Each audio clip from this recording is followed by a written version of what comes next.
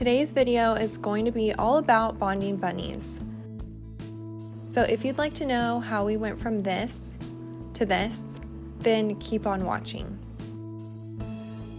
But first, let's talk about everything you need to know before starting the bonding process.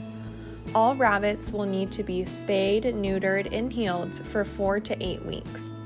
But in the meantime, you'll need adequate housing for all the bunnies and a neutral space.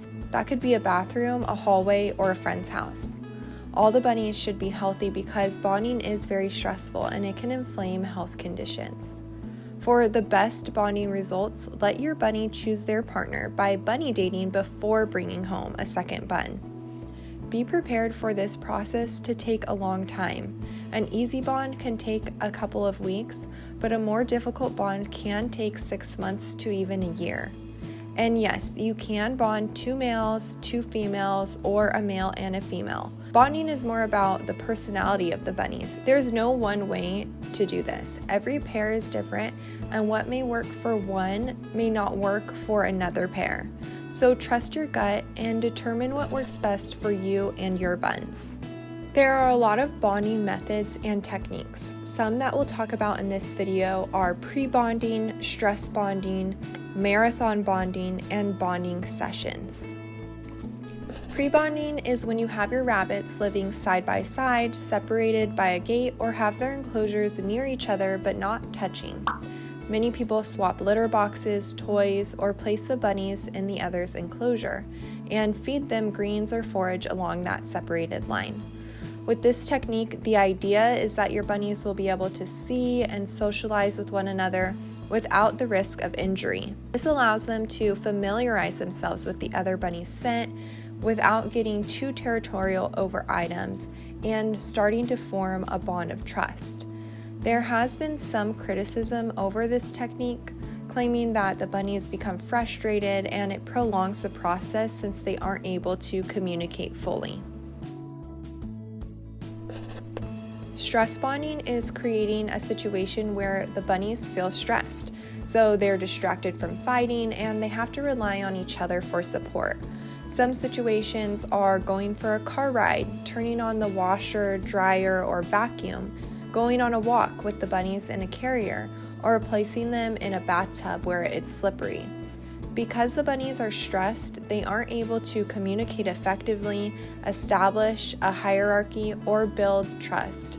So if your bunnies aren't fighting, there's really no reason to use this technique. But if you have a very difficult bond, then this technique might get your bunnies to realize that their friend isn't so bad and learn to tolerate one another. However, solely using this technique will not result in a true bond. Marathon bonding is when you place your rabbits in a small neutral space and slowly increase the size over a period of time until they're fully bonded. You never separate them, even at night. The length of time and speed at which you increase this space entirely depends on your rabbit's behavior. You want to look for behavior like both of the bunnies grooming each other, laying and flopping together before increasing that space. If they start fighting after a space increase, reduce the space again because it just means that they weren't ready yet. You have to know the difference between an actual fight and communication. Was the rabbit nipping to establish dominance or viciously attacking? And we'll talk more about bunny behavior in a second. Bonding sessions is a method of bonding where you have short sessions in a small neutral area to build a bond. As they show signs of progress, you slowly increase the amount of time that they spend on these dates. After they can spend several hours with one another, then you increase the size of the neutral area little by little until they can be put in their regular play area. This is called the slow track because it can take months of these sessions to get to a full bond. Because the bunnies are being separated, their communication is effectively being cut short, then they have to start again from the beginning when they're reintroduced. This method is really effective for those who can't dedicate the week or weeks to supervising their buns day and night, or who only have a few hours during the week and more time on the weekend to spend bonding. It allows the bunnies to build a bond slowly over time. You may notice after months or years of living peacefully, suddenly your bonded bunnies are not getting along. Some reason a bunny bond can break is due to a change in environment, a change in their routine, hormones, one or both of them may be sick or have a health issue, or the bunnies could be separated for a period of time. This is what happened with Malibu and Whiskey. They were separated while Malibu was overnight at the vet for her spay, and while he was really happy to see her when she got home, we decided to keep them separated by a pin while she was healing and recovering, so we knew that they would have to be bonded again when she was healed. So here's how it went. We used the marathon method and we started in a small enclosure, and I had a dustpan ready to break up any fighting that might happen. When you're bonding, here are some acceptable and unacceptable behaviors. Grooming and cuddling are obviously great signs of progress. Ignoring each other may not seem like any progress, but it actually is. This means that they don't mind the company of the other bun. Circling can happen when one bunny is trying to mount the other one, and it really shouldn't be broken up unless it's turning into an aggressive bunny tornado, since that can lead to a full-out fight. Bunnies could chase one another as a form of play or even dominance, and that doesn't need to be broken up unless one of the bunnies has the intent to lunge or bite. Nipping is acceptable, and it could be that one bunny is trying to get the attention of the other one, is scoping them out, or telling them, hey, you're in my way. Mounting can be a sign of dominance, but it can also just be one bunny saying hello or even I love you, and it shouldn't be broken up unless they're mounting the other bunny's face or the submissive bunny is starting to get annoyed. Lunging, biting, kicking, and boxing are unacceptable and should be broken up immediately. So after a few minutes in the small enclosure, Whiskey started to groom Malibu, which is a great sign. Malibu has her head underneath Whiskey asking to be groomed, and that could be a sign of dominance. And then Whiskey asks Malibu to groom him, and she does. Here, they're both being asked to be groomed, but Whiskey's the one who gives in and starts grooming Malibu.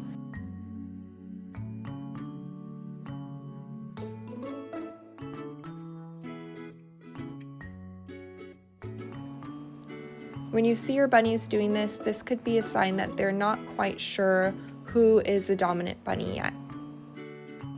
Here you see Whiskey sniffing Malibu, and she did have her spay, so her scent could be different. In some pairs and groups, it's very obvious who's the dominant bunny. With Malibu and Whiskey, they have more of a partnership where they both groom each other, and neither one is more dominant or more submissive than the other one.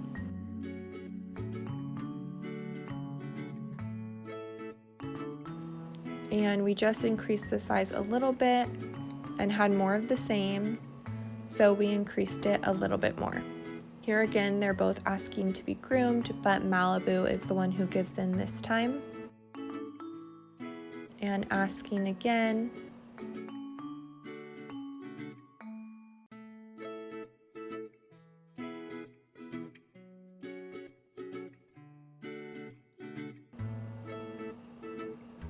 And this time Whiskey grooms her, and Malibu goes into a loaf. This is a great example of bunnies ignoring each other, which is a sign that they don't mind each other's company and they aren't fearful of one another. Here we see Whiskey mounting Malibu. She tries to run away. This is totally normal bonding behavior, and it's just how they communicate with one another.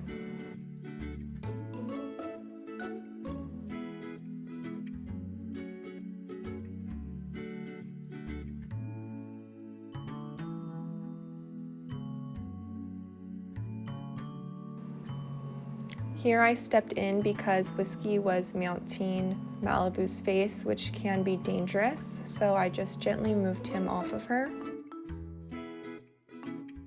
And he starts his mounting again, but Malibu's just sitting there. She's not fighting or running away, and she's actually kind of falling asleep. So you just want to keep your eye on behavior like this. If Malibu had been starting to get really irritated and upset, then you might want to just gently move the bunny who's doing the mounting off of the other one to give them a reprieve.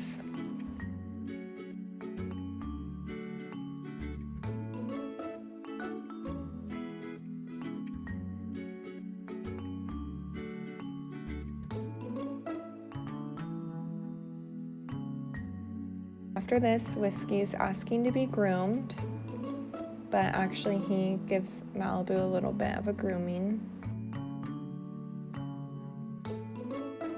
And we just continued to expand the space, and they were both really happy with the room to flop and do their zoomies and binkies.